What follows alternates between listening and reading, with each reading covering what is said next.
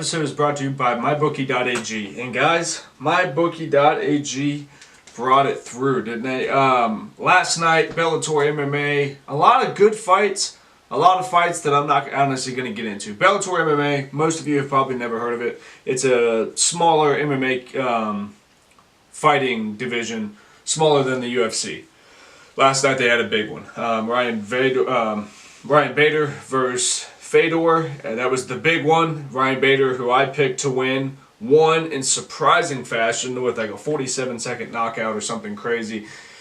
Hell of a punch. It was, wow, it was impressive. And then there was, what was the other one? Oh, I advised everyone to, there was a smaller fight towards the bottom of the card, and I was looking at the odds, and it was really high. Pico, one of the fighters' name's Pico, he was like a mad favorite, and I was like, yeah, I'll look into that one because the odds are just so different, such a big margin. And I looked and I watched a couple of both the guys' fights, and I was like, dude, I think Henry's gonna beat Pico. So put it down, right? And I forget what the odds were, but it was like if I would have put 50 down, you could win like 1,500 or something. That was the odds. So I advised everyone to pick him. I wasn't able to put a pick in because of finances. You know, I can't afford it. And that freaking happened. I called it, and it happened. I would have won big. I'm a moron. Yeah, I didn't play it. But thank you to mybookie.ag for sponsoring this show, and for also just it's a lot of fun. It's a ton of fun. Please play responsibly. Always play responsibly. But yeah, there's everything. We got the Super Bowl coming up. You got March Madness coming up. After that, you got professional baseball or professional basketball for a little while, and then you got hockey. If you guys have never gotten into hockey and you're looking for something fun, I highly recommend that. I actually played hockey when I was a kid. My team is the Columbus Blue Jackets, being from Ohio, but I grew up actually loving the Avalanche because of Patrick Waugh and Adam Foote. Well, the two guys from the Colorado Avalanche. I played a lot of hockey as a kid, so hockey players were like my world. It's what most people's like baseball players are. I didn't really follow baseball a lot. A little bit. I still root for the Cincinnati Reds, but I still root for the Reds because of guys like Adam Dunn, Ken Griffey Jr. Like I don't really know. I don't know a single player besides Homer Bailey that's probably on the Reds now. Baseball is 9 innings, and it takes forever. So it's not one that I can watch so easily. My dad does. My dad still will sit down every single night and watch the Reds play all 9 innings. And he texts me during them. It's a lot of fun. It's honestly just... In baseball, I would have to get used to like how to bet on baseball, because usually I don't take points. I just take the straight bets, and that works out pretty well for me. Except for when I do not put the bet in. Then it does not work for me, even though I called it. You guys can go back, my bookie, go back and look.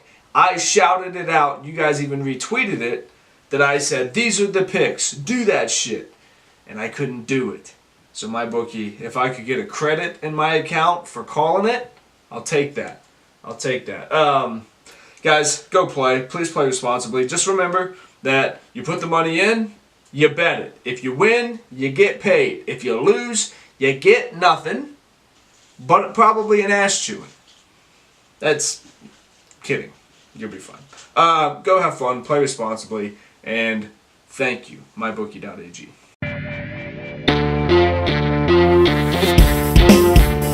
You don't say that. So you're telling me there's a chance?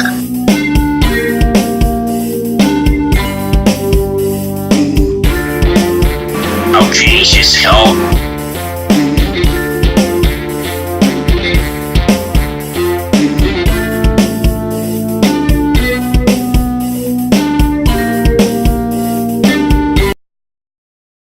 What's up, y'all? Welcome back to this episode of the podcast, Road to Redemption Podcast. We in this bitch. What's happening? We're back. It's Cam as always. We're trying to get some more guests. We're doing what we can. Stop fucking with me. I get a lot of questions when we get more guests. who can we hook this up? You guys are out there tagging a lot of people. I like that. You guys are bringing a lot of attention to other people for people to listen to the show. I had people tag such individuals as the Joe Rogan himself. Someone tagged him going, hey, you need to listen to this dude. And then someone tagged Vincent Rocco Vargas, which I like him. He's a hard-working father, and he's big on talking about fatherhood in the veteran community. I like him. And who was the other one? There was another one. It was a comedian. Oh, someone tagged Theo. Someone tagged Theo Vaughn. It was like, hey, man, check this guy out and see what you can get for us. So that's pretty dope. I appreciate all that. And yeah, you guys are riding hard. We're still seeing Ashburn. Ashburn, Virginia is in the motherfucking house. You guys are always leading the way. We've been getting a lot of local love here in Clarksville. I appreciate the shit out of that. And our sister city, Murfreesboro. It's always dope to hear you guys out. And I want to make sure that I'm letting you guys know how much I appreciate you on a geographical level. Some of you may not want to write into the show, and some of you may not want to engage and be visible because we do talk about some heavy things on this show. So I understand that now. That was one thing that I was struggling with for a long time with this show was I was like, man, you know, I all these numbers pop up and it says that a ton of people are listening, but I don't get a ton of engagement. But here in the past couple weeks, it's really started to pick up. You guys are really starting to write in and say stuff. And I'm going to get to all those things. A lot of them, you guys want to talk about political stuff. So this will probably be a lot of my take on political shit that's going on right now, including the Covington boys and the white kids that were facing off with an Indian man. We're going to get into all that, but I want to make sure that I'm showing you guys love from geographical locations that are actually popping up as you guys are big time listeners. Atlanta, I see you. Thank you. I love you all down in the ATL. Thank you. Thank you for the love. There's a city out there, Mountain View. If you guys live in Mountain View, you're killing it. And yeah, if you guys want to hear your city on here, start spreading the word in your city. Let your city pop up on my analytics, and we'll start shouting them out as I see them. We get a lot of love from LA. So Theo, I hope that's you, and you guys are sitting around in Joe Rogan's studio listening to this one, so we can all get in a podcast studio together one day.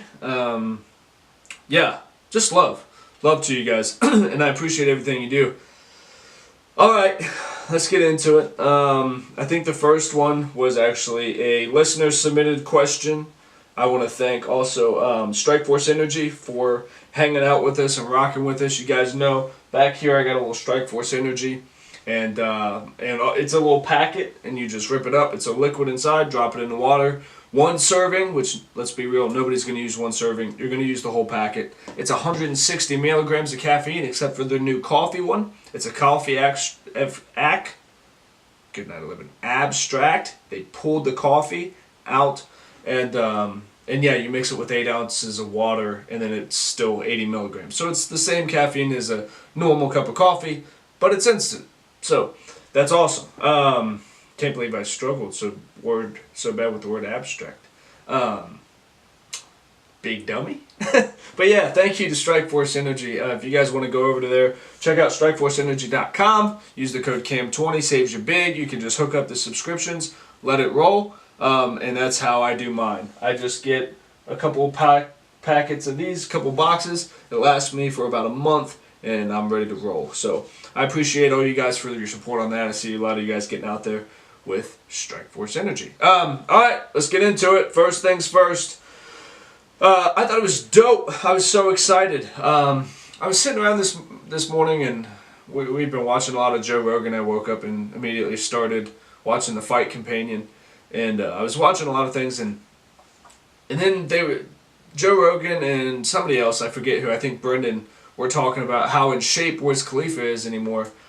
And I was looking, I was like, all my favorite things keep like coming into the same. Like, I watch Joe Rogan, I love Joe Rogan, and I found myself recently, I've been listening to a lot of Wiz Khalifa music, and they start talking about him. It's like Joe Rogan does podcasting, UFC, commentating, and used to fight. Wiz Khalifa makes music that I love, is starting to do the fighting thing. I'm big into podcasting, and now I'm falling in love with the mixed martial arts world. It's funny how all these things just morph together where I was like, it feels completely fulfilling to watch this episode. That's why I love podcasting, because I'm watching it and I'm like, that shit inspires me, because it makes you feel like in that moment that you're doing the right thing in life. When I was like, I'm watching Joe Rogan because I like him, I take a lot of motivation from him, I learn things on podcasting from him. It's like studying to me. And then they get to talking about Wiz Khalifa doing Muay Thai, and it makes me feel good because Wiz Khalifa's telling his story about how he wanted to he started doing it as a hobbyist, and now he's a beast, and Joe Rogan's a beast at his mixed martial arts career, and I was completely filled, entertainment-wise, in one episode of a podcast, and I was like, man, this is what people talk about when it's like, you've got to be crazy to make something like this successful. A podcast, because little shit like that, I look at that and I'm like, I feel like I'm completely on the right path. Like that was a signal of the people that I look up to. I'm doing similar things as they are. And it feels good to even be in the same industry as that. And it was a moment of gratitude for me. And it made me feel like I was on the right path in my life. So again, thank you guys so much for listening. That was probably made no sense to anybody else, but it made sense to me. And it was a big thing that happened, and it just happened today. So I wanted to let you guys know about that. I thought it was pretty dope. All right, let's talk about the Covington boys. The white Catholic school boys that were at a March for Life rally. They went down to Washington for a March for Life rally, and somehow, some way, these kids end up at the Lincoln Memorial. They're hooting and hollering, doing a bunch of school chants, right? To which I guess a black Jewish, black Judaism, or maybe black Muslim, I'm not sure. I think it was a black Israelite meeting was across the street. The black Israelites start chanting stuff at the boys, so to drown out the negativity that they were spewing, the boys started chanting louder. At some point in this, a group of Native Americans, Indians, whatever you want to call them, show up. And I guess the main guy for the Indians or the Native Americans, whatever you're supposed to call them, approached the boy and got in his face and was banging a drum in his face, and the boy staying there and smiled. Now, while all this is going on, you got a group of 16-year-old boys. Somebody yelled, "It's not rape if you like it." Right? Something fucking ignorant. Because it's a group of boys and he probably saw a girl or something, and everyone's like, that's toxic masculinity. Well, I think it's young men's insecurity. Can we be fair with that? Can we meet in the middle? That I'm not saying that you're wrong, but I'm also saying he's going to grow out of that. Most good men are going to grow out of that kind of shit. They think it's funny because they're trying to be impressive, or they're trying to be, outrageous, so they say the craziest shit they can think of. And it's like, oh yeah, it's not rape if you like it. It's like, is he condoning actual rape? No, he's not. It's a joke. Is it a tasteful joke? No. And if he's still making that kind of shit when he's 30, now this is a character flaw of this guy. It's something that you grow out of as a boy. And I know that the thing right now is to be like, well, boys and testosterone and a male way of living is such a fucking evil thing anymore. I know that you guys don't like it. And so I'm probably being cast-typed as a type A personality, whatever, because I train MMA, I talk about sports, I'm a good father to my kids, and I believe in holding a door open for my wife. I'm probably a toxic masculine piece of shit. But regardless of how things work in my home and how we decide to do things in my family, for people who are so fucking tolerant, when I first heard the story of the Covington boys, I was like, interesting. The first thought in my head was, this is a group of 16-year-old boys. They're all wearing MAGA shit. Well, first things first, 16-year-old boys, you can't vote. So why do I give a fuck if you're supporting Trump? You don't care. You can't vote. You have no say. Why? Because you might say something stupid, like it's not rape if you like it. That's why you're not allowed to vote. Because you haven't matured enough yet. Right? That's why kids 16 years old can't vote, because they're fucking dumb. They're dumb. And they don't have the capability to understand things like politics. So I'm going to go ahead and guess that it was either mommy church or fucking daddy political bias by their parents. But these kids were sent to a fucking life rally, pro-life rally at the age of 16. These Catholic boys who don't know shit about women because they're in an all-boys school. But sure, let's take them down to the pro-life because they've had a single fucking second to think about all that would come with a pro-life movement. Now, being 16 years old, sure. They're not allowed to have sex yet. You guys don't let them do that. Well, nobody should be having sex at 16, but the church says you shouldn't sleep with anyone until you're married. So you're going to take these boys to a rally of something they know nothing the fuck about, and while we do this, we're also going to put them in political bias shit. Huh. That doesn't sound like it's going to cause a fucking stir in the state, in the capital, Washington, D.C., where all the political shit is, while all this stuff is going on. And who would but to be there but black Jewish people? Oh boy, don't we have ourselves a mixture? This is just, is this just not inconvenient? The people who are in outrage culture think that they're fucking dreaming. They got white dudes being Klansmen, being politically biased at a pro-life rally. There you got women's rights in there. And now you have black Jewish men. Wow. That's a lot. That's a lot of people being in the wrong. I don't know which way is right. And then, who's to show up to this party? The Native Americans. To protest because the white man is here. And he's being wrong, even though he's a 16-year-old kid who doesn't know anything about anything because he's in an all-boys Catholic school. He knows what he's allowed to know at this point in his life. He knows as much as any child who's learning. He's being very sheltered into one way of thinking. This kid has no clue that he's being set up to be used as a pawn in some political move. Not a fucking clue. But he, as a boy, knows when someone gets in my face, that does something to me. I don't like that. Because I'm still a man with fucking testosterone in my body. Now, I've said this the whole time. And people tell me all the time, don't say shit like this.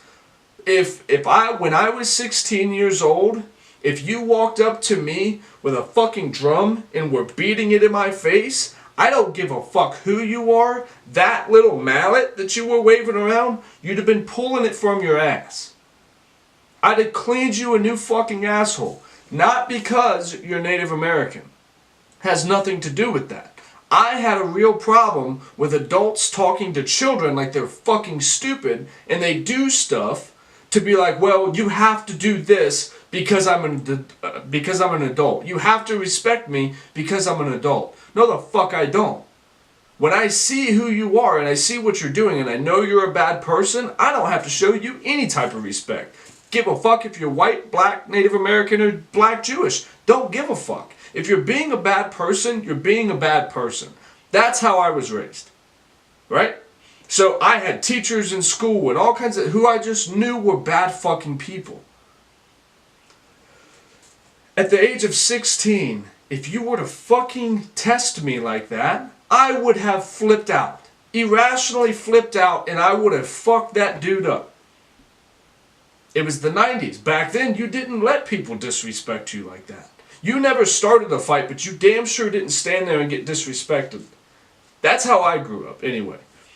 I didn't get in a whole lot of fights, and it was because I was told when I was younger, and it's the reason that I don't like get in an octagon and fight now, is I don't like that side of myself. I don't like that switch that you have to flip to be in that zone, I don't do well with that. It doesn't really put me in that zone when I train, but it gets enough of it out that I don't feel so, so wired up and frustrated. I get some of that shit out so that way I don't ever desire to actually hurt anyone. But yeah, if you would have done some shit like bang on a drum when I was 16 years old, sorry. This kid standing there smiling. Now, yes, I've seen bullies, and I saw plenty of bullying. I was never really bullied, I don't remember.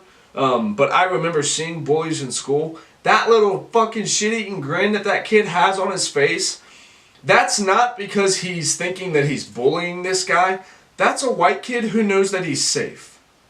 He's not in any danger there, right? He doesn't really feel all that threatened. He knows that there's somebody with money standing around close enough that no matter what happens, he's gonna be okay.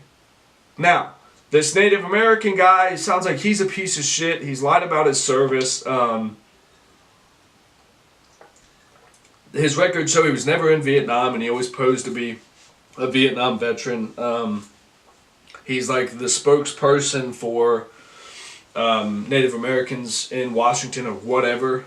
But still, and then you had the Black Israelites. I think that's what they called them. Black Israelites, Black Jews, something. Then you had them there. It was a big ball of fuck.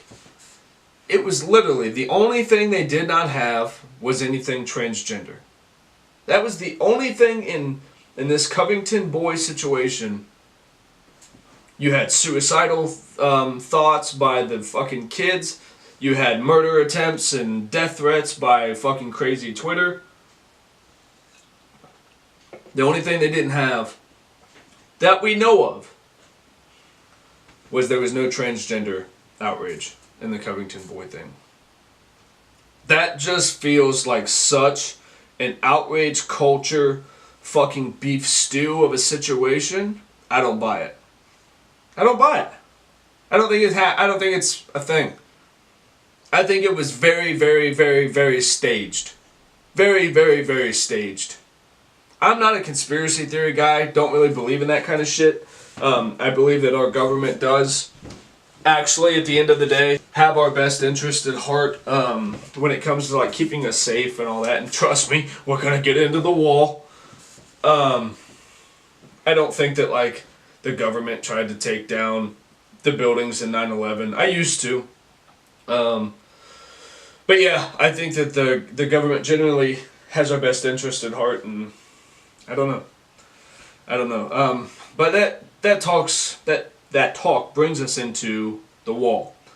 What does Cam think about the wall? I've been getting it all week long. And I still really don't freaking know. I still have no idea.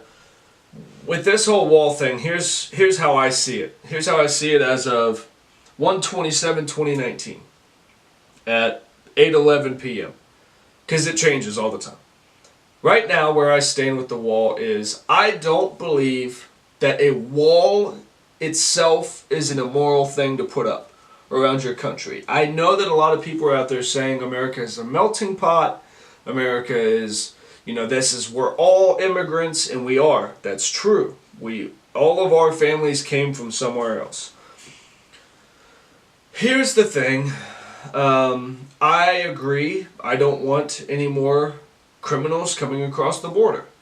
When I think of criminals, I don't just think of Mexicans. They've been showing on the news, of course, that there's one of the border security agents, of course, he was Hispanic, the guy that was talking, and he worked for the Border Control. He said that on that south side of the border where they're really arguing over, they've had Middle Eastern people, they've had like Nigerian people, they've had people from all over come to that space that's open because it's the easiest place to get through. So it's not just Hispanics going through the border. It's people from everywhere know that that is a vulnerable spot.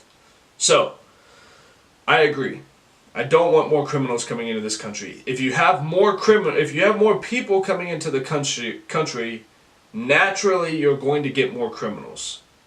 I don't know what the number is. 1 out of every so many thousand people are criminals or would do something criminal-like. But there's a number there, right? Do I think that building a wall is going to fix border security indefinitely? Do I think that it's going to be the end-all be-all and no criminals will ever cross our borders again when a wall goes up? Fuck no. These guys are smart. These people are smart. All I've said is it'll keep out the lazy ones. The ones who are like, oh, it's a wall. I don't want to go over a wall. Nope, I'm good. Go back. We'll find something else. And those are the low-level drug lords who don't want to really work that hard. But the high-level drug lords will build fucking tunnels with carts and lighting and electricity going through it and shit. And they'll either burrow under it or they'll get around it. They'll figure it out. They're going to figure it out. I think that any person, regardless of where you come from in this world, I think you should be welcomed into America. I think you should be properly vetted to make sure that you don't have a criminal record from wherever you came from. I think that if you're on any sort of government watch list, you should not be able to come in until that all is resolved. And I also think that you should immediately upon getting here start working on gaining your legal citizenship. That's my stance on it. I think I'm pretty as in the middle as you can be. I don't think it's an immoral thing to build a wall. Everyone's like, yeah, well, Hitler built a wall and North Korea built a wall. Okay, those are two terrible places that happen to have walls. But we all have walls in our home, and they all have a place that lock. We have fortresses around us to keep us safe because things on the other side are potentially harmful. I don't think it's a bad thing to apply that same idea that we all live so comfortable fucking in this country, outwards. Expand our 360 security a little bit. I don't think that's a bad thing. If all it's doing is potentially stopping bad people from coming over, or at best, good people coming over the wrong way, it may slow that down. That's all I'm saying. That's all I'm saying. Build the fucking wall or don't, but don't let people lose their homes. Don't let people get their fucking cars repoed because you guys want to argue on Capitol fucking Hill. That's the only thing to me that has stood out like a sore thumb, is that if you're still a Democrat or a Republican, I don't fucking understand how you could be at this point. It makes no sense how anyone could identify as a Republican or a Democrat. They're both so fucked, it's ridiculous. It's ridiculous. People on both sides were going, you don't care about the people getting paid. No, you don't care about the people getting paid. No, it was like watching children fight the whole time. It was ridiculous. It was like, neither of you give a fuck about me. You care more about being able to say, I beat Trump or I beat Pelosi. That's what that was about. That's all that was about. And that's all it's going to be about. And that's, people ask all the time, like, Cam, what do you think of Trump? Do I hate the guy? No. I don't think he's a complete racist, bigot piece of shit. I don't. I don't think he's the brightest guy. I think he has character flaws. He says dumb shit and he probably talks too much. What he did in his personal life, I don't know. But I'm not perfect either. So I'm not out here to cast stones at people. And then I've seen him do good things for this country. So I'm not a complete Trump hater and I'm not a Trump supporter. But just by saying that, I might as well have tattooed MAGA across my fucking chest. And I'm a white, straight male. Well, fuck. Now, in today's day and age, I'm surprised that I'm still legally allowed to talk. Because of the privilege that I have. Now, I acknowledge I do have some fucking privilege. I'm a white male. When I went into the justice system, I got treated way better than some black people that were in there. Guarantee it. I guarantee there was a black dude in that system who did the same thing I did, but because his family didn't have the money to pay for a certain type of lawyer, he's sitting in jail while I went to the Veterans Treatment Court program. I'm not saying that's not there. But when it comes to certain things, when I've made my bed, I've fucking laid in it. I've had to. That's what life has served me a lot of the times. It's when you choose to grow from things like that and you dedicate to actually being a better person and not going down a road that's most certainly not going to lead to much. I've lived a Democrat and a Republican life.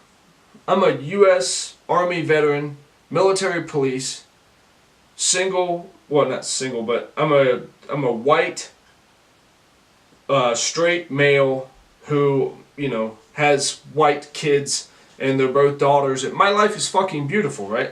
That's how these people would look at it. I have no right to struggle. I have no right to talk of my struggles because of my privilege. And here's what I want to encompass all this with. Because I see all over Twitter now and all over whatever, you guys see that I start blinking and twitching and shit when I talk about politics. This is why I don't, because it makes me anxious as shit.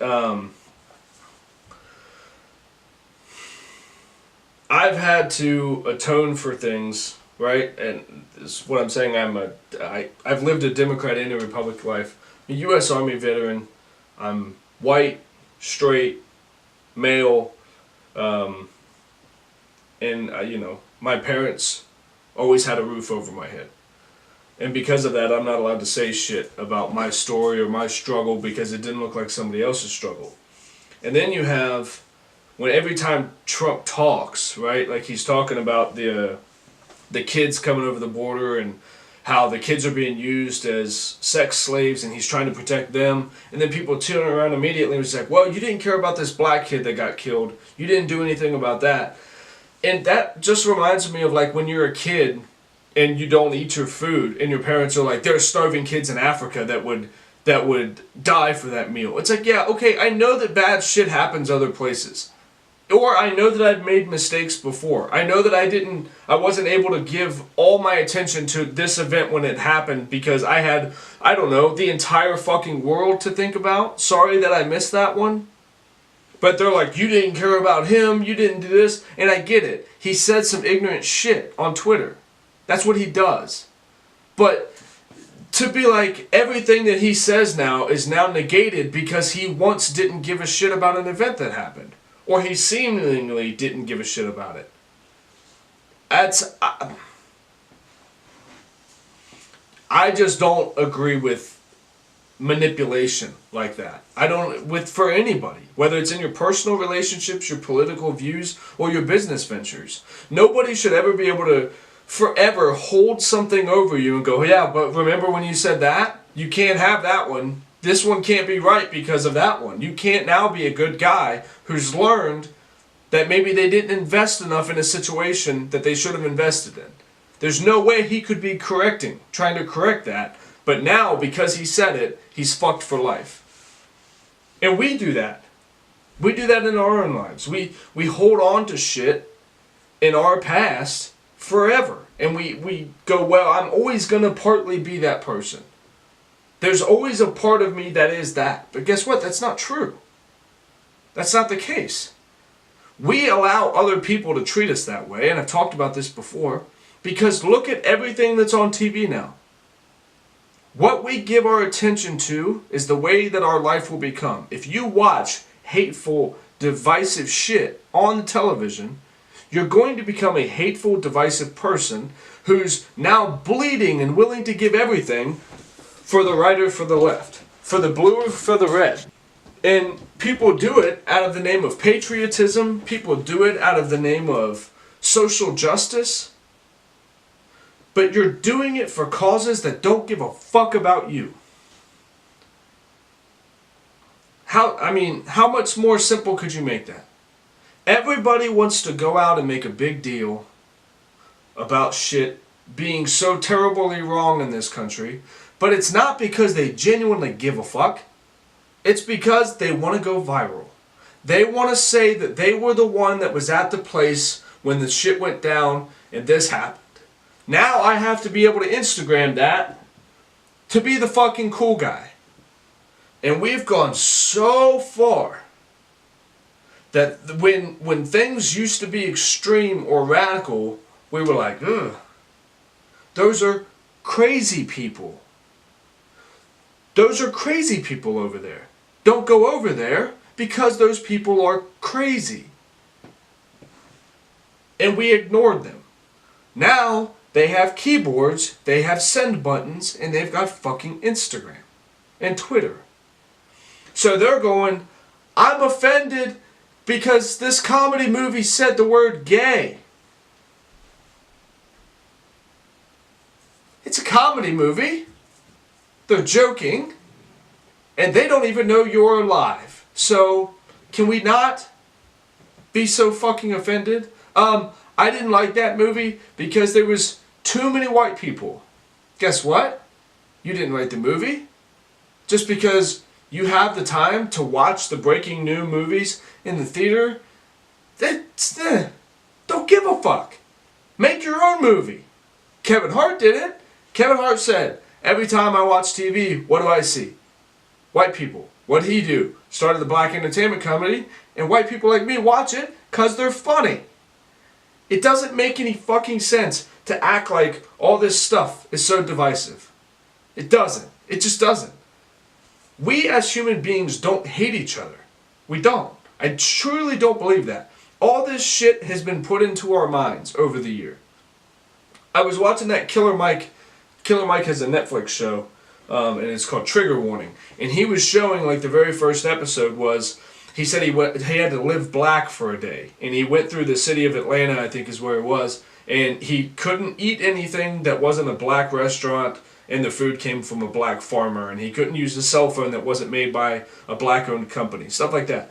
And he realized how tough it was to do that, and it's not because white people oppressed them, it's because most black companies back in, like, the 40s and 50s, when segregation was there, when segregation lifted, they sold their companies to white people and it outsourced it.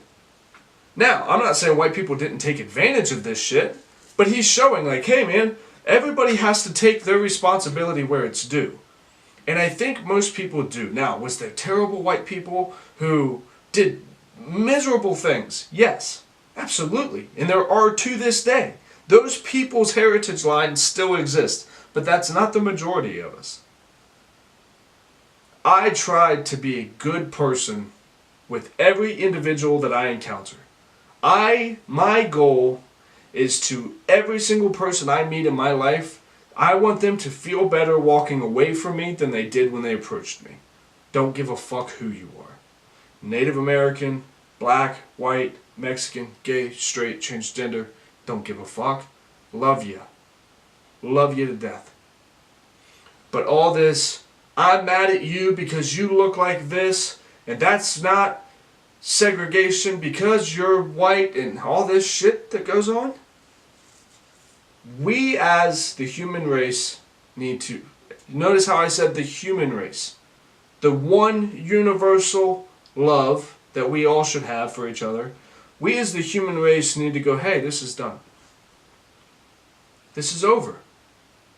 I love you as for who you are. Don't give a shit what you look like. Don't care what your path looked like to get here. You're here.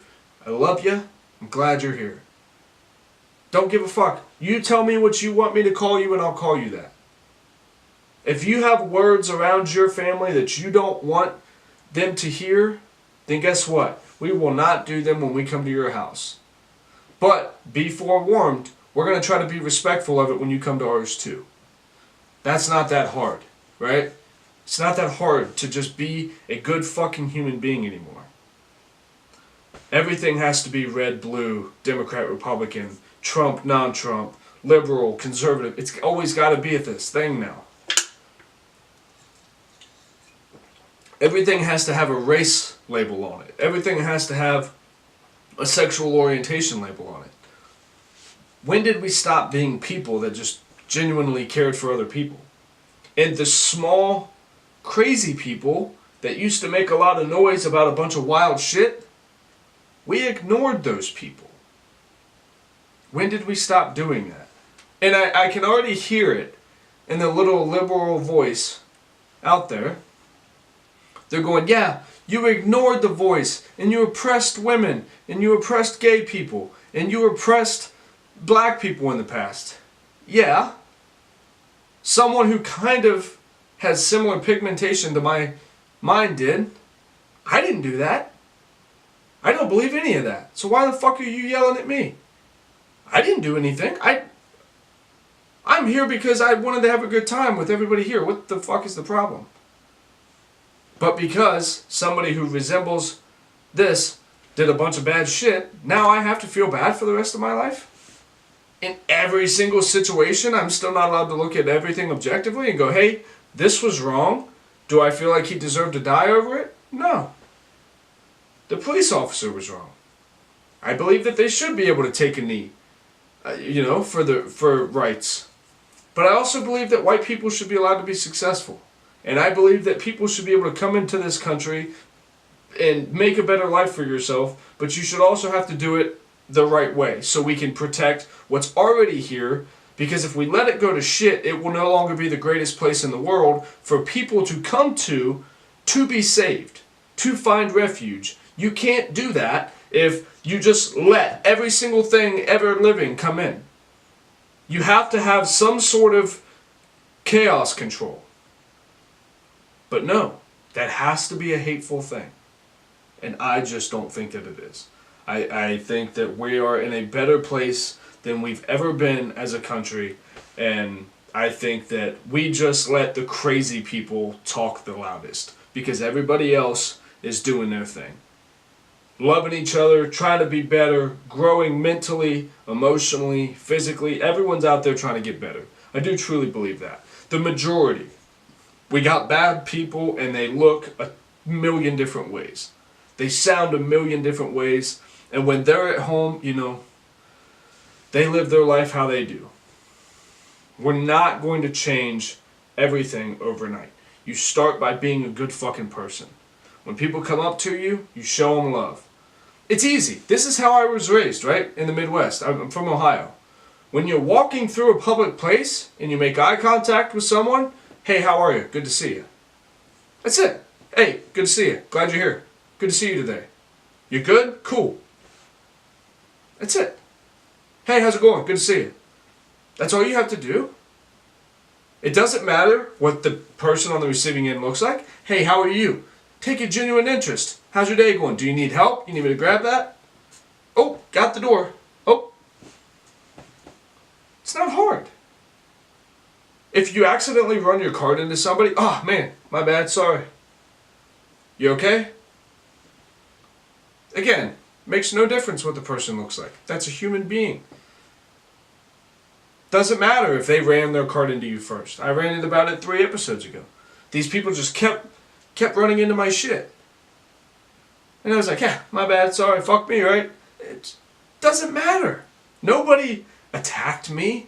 I'm not offended because maybe one of those people were black or the other one was Jewish. I don't give a fuck. It's a human being. And if they ran into my cart and they want me to cause some big stir because that's what gets them off, not going to be the one. Because guess what? You're a crazy person who's probably online typing a bunch of shit. Don't care. The people who encounter my life, I'm dedicated to making that life better. If you need to stop and pray while we're talking, please do so. If you walk in holding the hand of whoever it is that you choose to, I'm cool with that. You take water, Sprite, or tea. We got it all. Please have a seat. But you come into my house acting fucking crazy, talking about how they're going to start snipping parts off of girls in New York, you fucking bastards legalized it to where you can abort a baby until the day before their birth, you sick motherfuckers. Now look, I'm neither pro-life nor pro-choice. I'm not a woman, right? Now, I've had situations where I've been through the abortion process that were not my choice. I know what it feels like to lose a child. I've stood next to someone while they gave birth to a child that we knew was not going to live.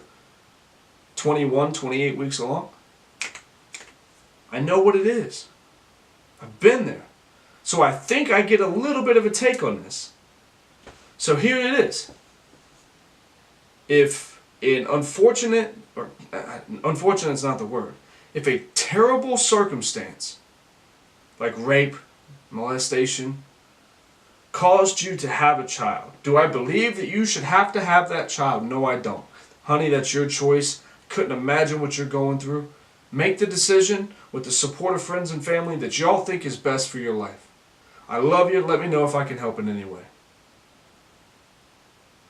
But you do it early. You figure that out. You take everything into consideration. You consider what you are doing and the effects it may have on you later. Because, guys, some of that shit really does live with people. So again, you have an unfortunate, I keep saying unfortunate, you have a terrible situation happen like that, I'm pro-choice. If you choose to lay with someone and you don't choose to be careful and take the proper measures and you end up with a child, I believe that child has every right in the world to live. You should not be able to kill that child. That's my thing. Now, when you have that black and white of scenarios, you leave the gray, where people are going to act like they were raped and they were going to act like they were molested or all this stuff so that way they can get abortions if you make it left and right, because people are crazy. You're going to get people that just don't give a fuck. They haven't seen that child. They haven't heard its heartbeat. They know what it is and they think, it's gone now. I'll never think of that again. But that's rarely the case. That is rarely the case. If you, for any reason, think that it is okay to stop a child's life the day before they're born, you're a fucking animal. You're a fucking animal. It's a child. It's a person. It has a heart. It feels. It's already connected emotionally with someone. Sometimes multiple people, depending on how many voices they can hear consistently. This is a human motherfucking being who, just because you may not want to take care of it, doesn't mean that they still don't deserve to be alive. The argument usually then goes into, well, what about the emotional of knowing that I have a child out there? Guess what? We can all try to figure that out together. But you don't just get to stop a heart because that's easier for you to fucking deal with than getting a better job, providing for a child. Again, I've already put the disclaimer out that terrible shit happens to people. And I put my opinion on that. I'm talking about irresponsibility.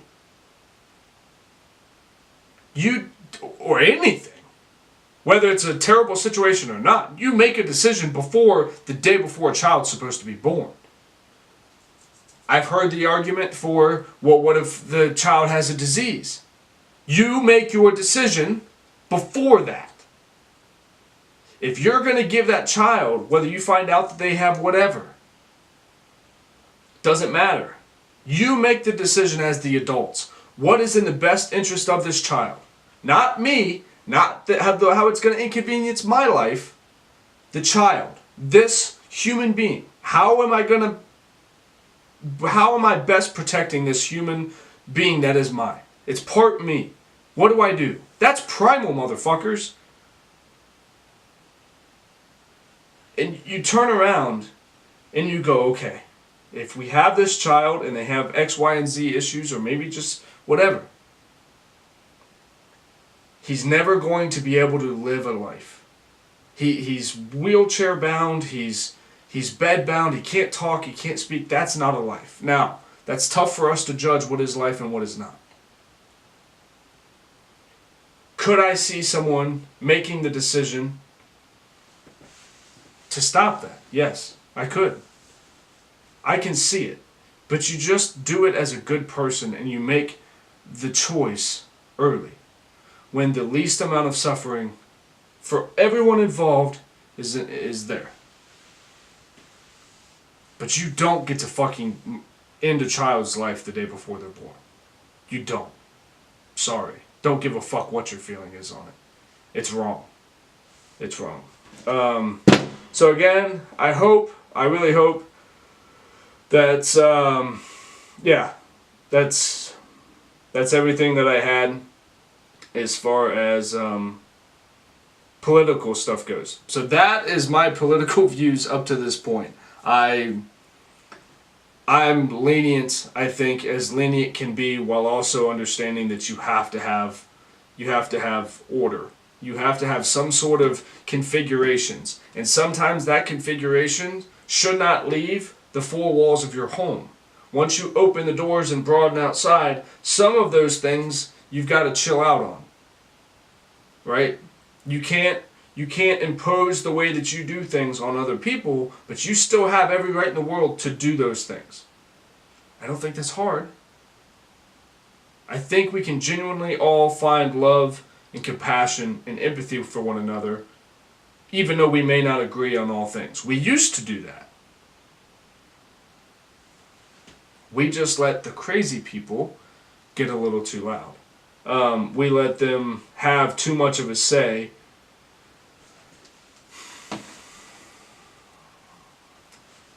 And we make everything a big deal. We make things that used to never be big deals now. And I don't get it. And I was thinking, the problem comes in the system as a whole, in my opinion. The system as a whole is what causes us to be in the place we are. Right? We're following someone's greater plan. The unfortunate thing is it's just not our own. We go through a school system that's set up it's still based off the Industrial Revolution. When you go to school, you're set up to go through this process and come out and work in a factory. That's why school periods have bells. And that's why you know that when the bell goes off, you get up and you go to the next station.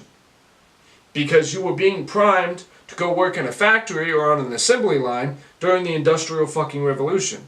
And we still use this method to teach our children in 2019.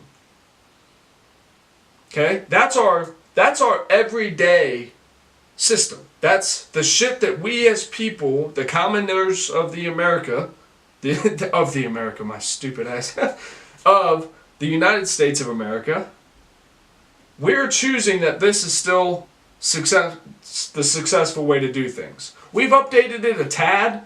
Once the Industrial Revolution stopped, now we made it, okay, you go through this system and then you come out, and so that you don't have to work in a factory, you go to college, you get a degree, you become a bigwig. It's some fucking company making money for somebody else. Now we're okay with that. That's upper class. That's not a factory worker. That's upper class. That's what you do now. So about 20, 30 years later, now everyone's trying to bust off to college and do this and that and this. Then you have my generation that comes up and goes, hey, if I go and I work in a factory or if I work for some evil corporation, I'm going to fucking hang myself. I've seen the way that works and I've seen the way that goes. If I have to do that, I don't know what I'll do. That eats at everything that I know is right in this world.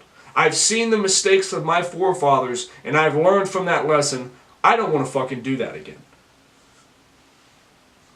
So they start freelancing, where they have their own say. And no one can tell them what time they have to wake up in the morning or report for duty, report for business, sit down, make someone else money for an agenda that we know fucking nothing about.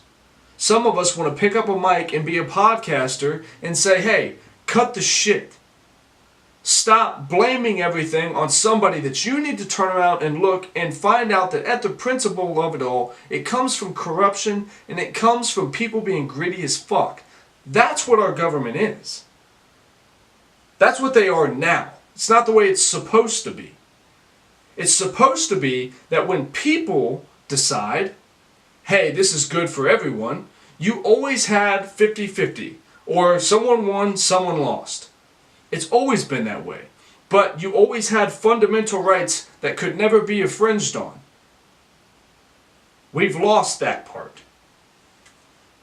You're not allowed to have beliefs. You're not allowed to have life restrictions of your own. Because if you teach your kids to live the way that you think is acceptable and proper, someone over there could be offended by it. And now I have to change the way that I do things because you do them differently. No, I didn't ask you to do them differently, so why do I have to now? Most of us are living that life. But those who are taking jobs at news outlets and pushing political biases and stretching these stories to the very edge of the truth.